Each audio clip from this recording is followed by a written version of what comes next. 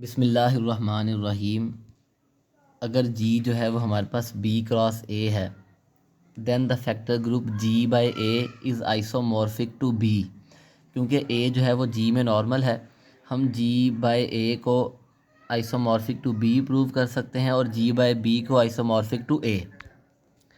अगर हम जी बाय ए की बात करें तो जी बाय ए में हमारे पास एलिमेंट्स कैसे होंगे, कोसेट होंगे ए के जी में, यानी जी इंटू ए। ऐसे एलिमेंट्स होंगे हमारे पास जी बाय ए में। स्मॉल जी किसके बराबर है, ये बराबर है बी ए इंटू ए। हमने बी क्रॉस ए इसीलिए लिया है ताकि हम जी बाय ए को बी की आइसोमॉर्फिक प्रूव कर सकें। अगर हमने बी क्रॉस ए लिया है तो जी का एलिमेंट बी इंटू ए इस फॉर्म का होगा, बी ए इंटू ए। ए जो है वो इस ए का ही एलिमेंट है, तो इसका मतलब ये है ए, इस ए को मैं ए से मल्टीप्लाई करूँगा तो आंसर में मुझे ए ही मिलेगा। तो हमारे पास आंसर क्या आएगा, बी इंटू ए। यानी जी इंटू ए किसके बराबर है, बी इंटू ए। और ये कब मुमकिन हुआ, जब जी हमारे पास बी क्रॉस ए था। अगर हम जी को ए क्रॉस बी लेंगे तो फिर हम जी बाय बी को ए के आइसोमॉर्फिक प्रूव करेंगे। तो स्मॉल जी इंटू ए किसके बराबर है, B into A, capital A for B belongs to B. हम मैपिंग डिफ़ाइन करेंगे जी बाय ए से बी तक। फाई ऑफ बी ए बराबर है बी के, यानी फाई को जब हम बी ए पर अप्लाई करेंगे तो आंसर में हमें क्या मिलेगा, हमें आंसर में एलिमेंट बी मिलेगा जो कि ग्रुप बी का एक एलिमेंट है। अब ये मैपिंग वेल डिफाइंड है। वेल डिफाइंड से मुराद ये है कि अगर हम दो एलिमेंट्स लें x1 is equal to x2, तो जो अगर एलिमेंट सेम हैं तो उन पर जो इमेजेस आएँ वो भी सेम होनी चाहिए, तब हम कहते हैं मैपिंग वेल डिफाइंड है। मैपिंग क्या है, वेल डिफाइंड है कि एलिमेंट सेम है तो इमेजेस भी सेम हों। अब हम ये कह सकते हैं कि जी मैपिंग वेल डिफाइंड है for G is equal to B A and G dash is equal to B dash A dash, G A is equal to G dash A. अब G into A is equal to G dash into A, ये हमारे पास element है किसका, जी by ए का। जी किसके बराबर है, वो बी ए के बराबर। जी डैश जो है वो बी डैश ए डैश के बराबर है। इसे हम लिख सकते हैं B A is equal to B dash A. इसका मतलब है बी, अगर मैं इधर इन्वर्स अप्लाई करूं, बी इन्वर्स बी डैश का इन्वर्स, तो ये बनेगा B dash inverse into B A is equal to A. यानी ये आ जाएगा बी डैश उसका inverse into B A is equal to A. अब अगर ए को मैं किसी, फॉर एग्जांपल अगर हमारे पास एक नंबर एलिमेंट ए है, उसे हम एच से मल्टीप्लाई करें और आंसर एच आए, तो ये कब होता है, if and only if A belongs to H. अब इसका मतलब ये है कि बी डैश इन्वर्स और बी ये ए का ही एलिमेंट है। B dash inverse into B जो है वो ए का ही एलिमेंट है। B dash inverse into B जो है वो ए का एलिमेंट है, लेकिन बी भी बी का एलिमेंट था और बी डैश जो है वो भी बी का एलिमेंट है, उसका इन्वर्स भी बी का एलिमेंट होगा, तो इसका मतलब है ये भी बी का एलिमेंट होगा। अब ए और बी में तो कोई चीज़ कॉमन ही नहीं है सिवाय आइडेंटिटी के। अब ये एलिमेंट ए में भी है और ये एलिमेंट बी में भी है, तो इसका मतलब ये है कि वो उनके इंटरसेक्शन में भी होगा। इंटरसेक्शन में सिर्फ आइडेंटिटी है, तो बी डैश उसका इन्वर्स इंटू बी बराबर होगा आइडेंटिटी के। इसका मतलब है B is equal to B dash, और बी क्या था, बी हमारे पास फाई ऑफ बी ए है और बी डैश क्या है, phi of B dash A. मतलब कि ये मैपिंग वेल डिफाइंड है। इसे 1 और ऑन टू भी इजीली प्रूव कर सकते हैं कि अगर इमेजेस सेम है तो एलिमेंट सेम होंगे, इमेजेस सेम है तो एलिमेंट सेम होंगे, और हर बी के लिए हमारे पास बी ए है सच डैट हम फंक्शन अप्लाई करें तो आंसर में हमें बी मिलेगा। हमने प्रूव करना है कि ये मैपिंग होमोमॉर्फिज्म भी है। 1 और ऑन टू प्रूव कर दिया। होमोमॉर्फिज्म के लिए क्या था कि अगर हम फाई को ए डॉट बी पर अप्लाई करें तो आंसर आए F of A F of B, यानी ये कोई एफ फंक्शन था। तो फाई को अप्लाई करें बी ए इंटू बी डैश ए पर, ये क्योंकि कोसेट हैं, कोसेट्स को हम कैसे मल्टीप्लाई करते हैं, B B dash into A, तो ये बनेगा phi of B B dash into A. और ये मैपिंग हमने इस तरह से डिफ़ाइन की थी, तो आउटपुट में हमें मिलेगा बी बी डैश। बी क्या है? बी है फाई ऑफ बी, ए क्या इमेज, और यानी उसकी आउटपुट बी ऑफ ए की आउटपुट है बी, और बी डैश ऑफ ए की आउटपुट है बी डैश। तो हम उसकी वैल्यू यहाँ पर रिप्लेस कर देंगे, मतलब कि ये मैपिंग हमारे पास आइसोमॉर्फिज्म है, 1 1 है, ऑन 2 है और होमोमॉर्फिज्म भी है, तो इसका मतलब है जी बाई ए जो है वो बी के आइसोमॉर्फिक है। नेक्स्ट है कि ए जी जो है वो ए क्रॉस बी है, डायरेक्ट प्रोडक्ट है ए और बी का, और एच सब ग्रुप है जी का। अगर एच सब ग्रुप है जी का तो एच के एलिमेंट्स जो हैं वो इस फॉर्म में होंगे। हम एक सेट बनाएंगे ए वन में ए के वो एलिमेंट्स आएंगे जिनके लिए ए बी एच में था, और बी वन में बी के वो एलिमेंट्स आएंगे जिनके लिए ए बी एच में था। ठीक है, और यहाँ पर B dash is not equal to identity और यहाँ पर A dash is not equal to identity. Obviously A one और बी वन में आइडेंटिटी तो होगी, क्योंकि ए वन ए का सबसेट है, बी वन बी का सबसेट है। तो it is easy to see that कि एच जो है वो A one cross B one का सबसेट है या सब ग्रुप है। अगर हम एक सेट लें ए जिसमें 4 एलिमेंट्स हैं और एक सेट बी लें जिसमें भी 4 एलिमेंट्स हैं, तो G is equal to A cross B है। एच हम लेते हैं, एच में हमारे पास आइडेंटिटी है, ए बी है, ए स्क्वेयर बी स्क्वेयर है, और ए क्यूब और बी क्यूब है। ठीक है, अब अगर हम ए वन की बात करेंगे तो ए वन में आइडेंटिटी ए स्क्वेयर और ए क्यूब आएगा, और बी वन की बात करेंगे तो उसमें आइडेंटिटी बी स्क्वेयर और बी क्यूब आएगा। मतलब ए वन और बी वन बराबर हैं ए और बी के। लेकिन एच जो है वो H A one cross B one के बराबर नहीं है, क्योंकि एच में हमारे पास ए नहीं है। एच में हमारे पास आइडेंटिटी है A B square B square A cube B cube. H में ए नहीं है लेकिन जी में ए है, तो H is not equal to A one cross B one. अब कोई भी ग्रुप हमारे पास डीकम्पोजेबल कब होगा? A group which is expressible as the direct product of its proper subgroups is called decomposable, और decomposable into direct product. G जो है वो डीकम्पोजेबल है अगर हम उसे G is decomposable into direct product if and only if there are proper subgroups A and B in G such that G is equal to A cross B, यानी G के हमें सब ग्रुप मिल जाएं, प्रॉपर सब group कि हम उनका direct product लें तो G बन जाए। और अगर वो डीकम्पोजेबल नहीं है तो वो इनडीकम्पोजेबल है। फॉर एग्जांपल ऐसा साइक्लिक ग्रुप जिसका ऑर्डर प्राइम है, जैसे C3 है, तो हम C3 के 2 ही सब ग्रुप हैं, एक आइडेंटिटी और एक C3, तो हमें कोई से भी 2 प्रॉपर सब ग्रुप नहीं मिलेंगे जिनका हम डायरेक्ट प्रोडक्ट लें तो C3 बन जाए। जैसे ये ग्रुप है S3 के कोई से भी 2 प्रॉपर सब ग्रुप नहीं मिलेंगे जिनका हम डायरेक्ट प्रोडक्ट लें तो S3 बने। थ्योरम है हमारे पास कि every cyclic group whose order is a composite number is decomposable. ऐसा साइक्लिक ग्रुप जिसका ऑर्डर डीकम्पोजेबल है वो हमारे पास जिसका ऑर्डर कंपोजिट नंबर है वो डीकम्पोजेबल है। ऐसा साइक्लिक ग्रुप जिसका ऑर्डर कंपोजिट नंबर है, कंपोजिट मतलब प्राइम नहीं है, 1 भी नहीं है और प्राइम भी नहीं है, 2 या 2 से ज़्यादा प्राइम नंबर्स के प्रोडक्ट की शक्ल में हम उसे लिख सकते हैं, वो कंपोजिट नंबर है। तो अगर साइक्लिक ग्रुप का ऑर्डर कंपोजिट नंबर है तो फिर हम उसे डीकम्पोज कर सकते हैं। डीकम्पोज मतलब हम उसे उसके प्रॉपर सब ग्रुप्स के डायरेक्ट प्रोडक्ट की मदद से बना सकते हैं। लेट हमारे पास जी कोई ग्रुप है जिसका ऑर्डर n है। n क्योंकि कंपोजिट नंबर है, जैसे फॉर एग्जांपल 10 है तो 10 को हम लिख सकते हैं 2 इंटू 5। 2 प्राइम नंबर है, 5 भी प्राइम नंबर है और उसका एक्सपोनेंट 1 है।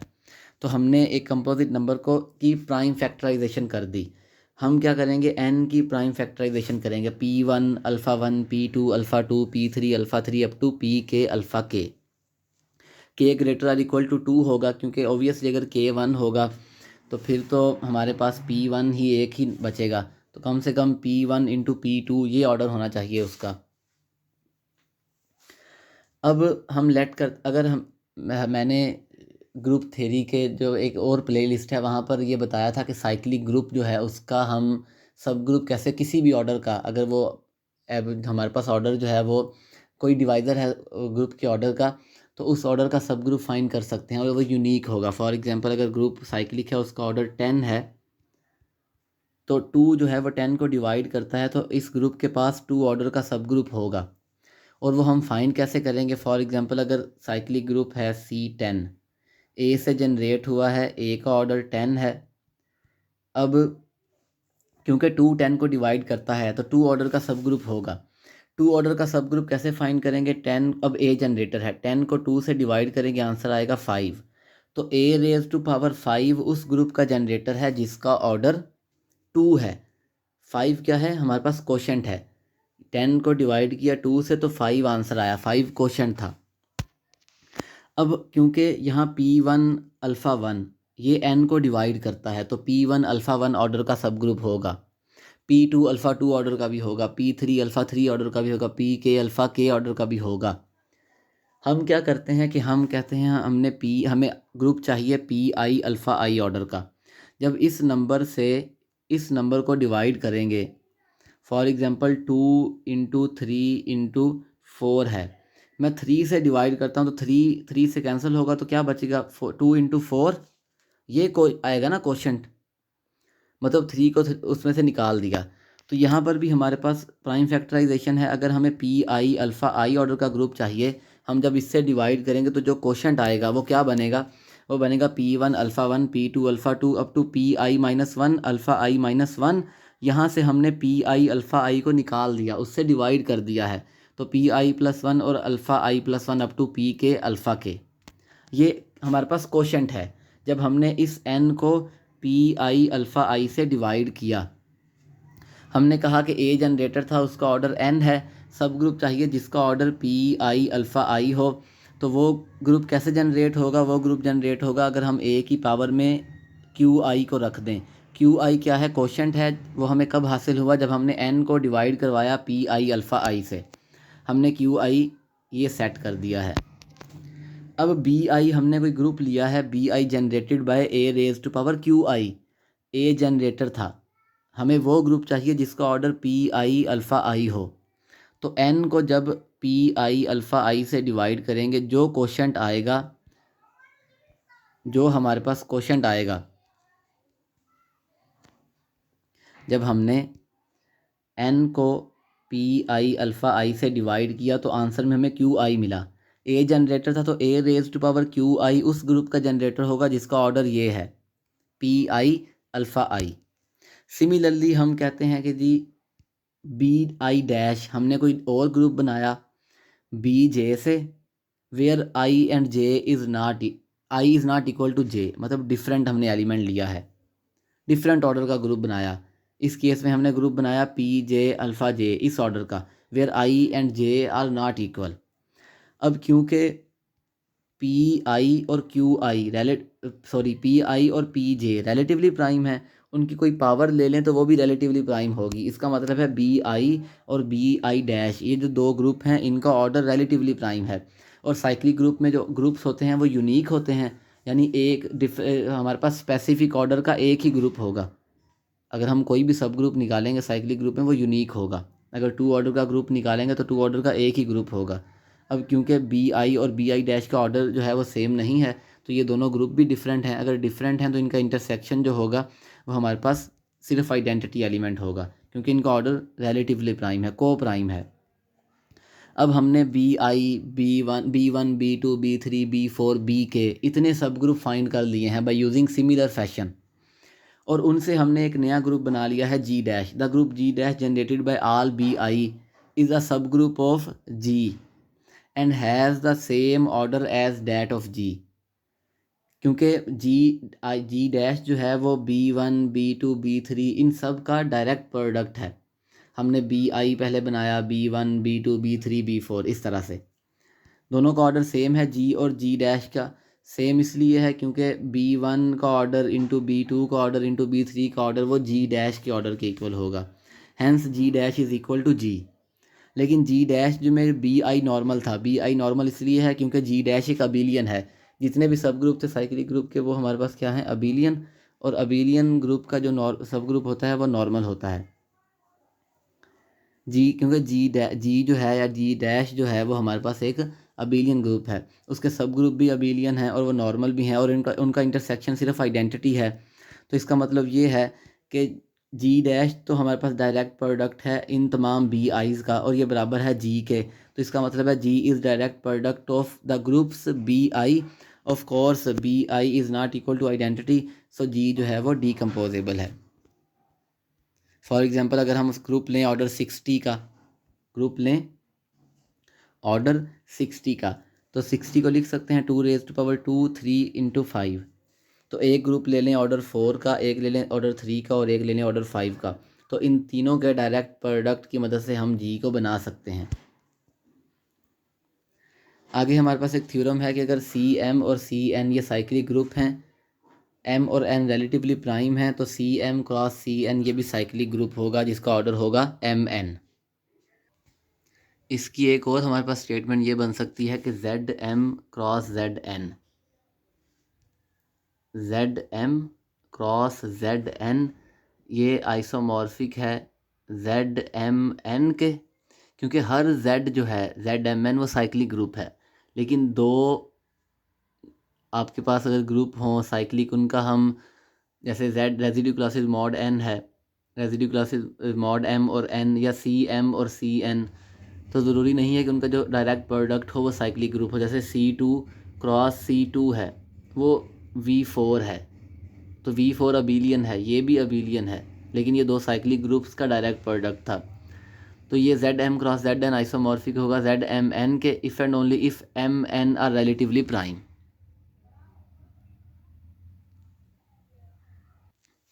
हम इसे किस तरह से प्रूव करेंगे, हम लेट करते हैं कि जेड एम जो है या हम सी एम उस वो जनरेट हुआ है x से, तो x का ऑर्डर m होगा, और जेड एन जो है वो जनरेट हुआ है y से, तो y का ऑर्डर n होगा। हम लेट कर देते हैं l जो है वो LCM है एम एन का। अब क्योंकि m और n रिलेटिवली प्राइम है, तो l is equal to M N होगा if and only if M N are relatively prime, यानी l जो है वो m इंटू n होगा if and only if m और n ये रिलेटिवली प्राइम हो। ठीक है, क्योंकि हमारे पास इफ़ एंड ओनली इफ़ है, अगर रिलेटिवली प्राइम है तो साइक्लिक हो गए, अगर साइक्लिक है तो फिर वो m और n रिलेटिवली प्राइम होंगे। हम लेट करते हैं कि x raise to power a और y raise to power b ये कोई एलिमेंट है Z M cross Z N का। ठीक है, अब ये एलिमेंट है Z M cross Z N का। अगर हम x raise to power a और y raise to power b की पावर लें l, तो ये क्या होगा x raise to power a l और y raise to power b l, जो कि बराबर होगा 1 raise to power a and 1 raise to power b। क्योंकि x का ऑर्डर जो है वो हमारे पास क्या है, x का ऑर्डर है हमारे पास m और y का ऑर्डर है n। l जो है वो m का मल्टीपल है, l जो है वो n का भी मल्टीपल है, क्योंकि m जो है वो l को डिवाइड करता है।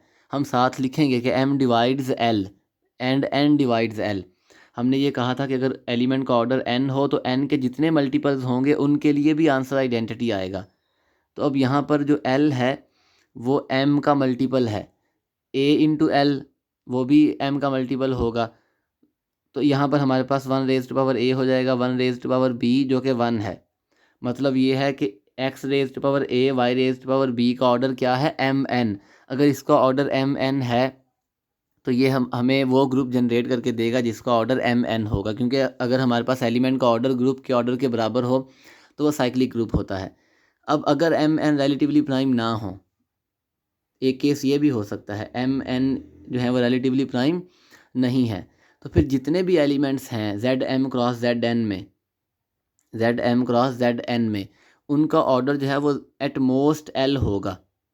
उनका जो ऑर्डर है और Z M cross Z N में जितने भी एलिमेंट्स हैं उनका ऑर्डर जो है वो एट मोस्ट एल होगा, लेकिन एल जो है वो एम एन से छोटा है। क्यों, हम एलसीएम की हमें डेफिनेशन ये पता है कि एलसीएम बराबर होता है M N over M N का जीसीडी, एम एन का जीसीडी, एम और एन का जीसीडी 1 तो नहीं है, 1 से ज़्यादा है। तो जब हम एम एन को डिवाइड करेंगे किसी नंबर से तो हमारे पास एल आएगा।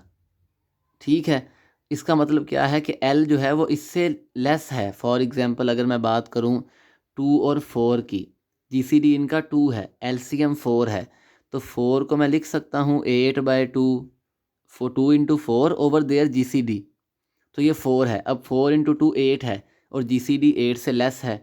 तो हमने ये कहा है कि जितने भी एलिमेंट्स होंगे ना ZM क्रॉस ZN में, उनका ऑर्डर एट मोस्ट L होगा, ज़्यादा से ज़्यादा L से ऊपर उनका ऑर्डर नहीं जाएगा। तो अब इसका मतलब ये है कि हमारे पास कोई भी एलिमेंट नहीं होगा जिसका ऑर्डर MN हो, तो फिर ZM क्रॉस ZN जो है वो ZMN के तो आइसोमॉर्फिक नहीं होगा। ZMN के आइसोमॉर्फिक तभी होगा अगर इसमें एक एलिमेंट हो ऑर्डर MN का, क्योंकि इसमें तो एलिमेंट है ऑर्डर MN का, क्योंकि ये तो साइक्लिक ग्रुप है जिसका ऑर्डर M×N है। कन्वर्सली हम सपोज करते हैं कि MN जो है वो रिलेटिवली प्राइम है, ठीक है। अगर ये रिलेटिवली प्राइम है तो XY का ऑर्डर कितना होगा, XY का ऑर्डर कितना होगा, LCM of order of X in comma order of Y, क्योंकि ZM क्रॉस ZN में ऐसे एलिमेंट्स हैं। तो XY का जो हमारे पास ऑर्डर है वो X का ऑर्डर और Y का जो ऑर्डर है उनका LCM है। अब क्योंकि X का ऑर्डर M है, Y का ऑर्डर N है, रिलेटिवली प्राइम है, तो ये किसके बराबर होगा, MN के। इसका मतलब ये है कि ZM क्रॉस ZN के पास एक एलिमेंट है जिसका ऑर्डर MN है, तो हम लिख सकते हैं ZM क्रॉस ZN ये बराबर है, ये जनरेट हुआ है XY से, और XY का ऑर्डर कितना है, M×N।